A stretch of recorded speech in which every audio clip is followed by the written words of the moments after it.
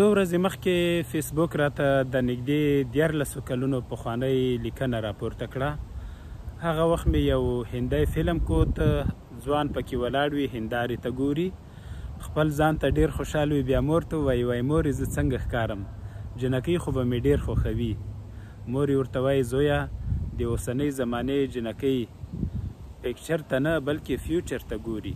مطلب یې دا وي چې د اوس زمانې نجونې د چا ځوانۍ یا ښکلې باډۍ ته نه ګوري بلکې د هغه راتلونکي ته ګوري. که ښه راتلونکی لري ژوند یې ښه کیږي، جنکۍ ورسره مینه کوي، او که ډېر هم څو ښایسته وي خو چې راتلونکی تیاره وي بیا ورپسې نه ګوري. کوشش دا کوي چې خپل راتلونکی ښایسته کوي. که راتلونکی مو ښایسته وو، وړتیا ولرئ، شتمني پیدا کوي، هره جنۍ به ستاسو وي. او که جنۍ هم وي چې وړتیا لري، راتلونکی روښانه وي، نو هر ډول ځوان چې غواړي په نصیب به یې وي.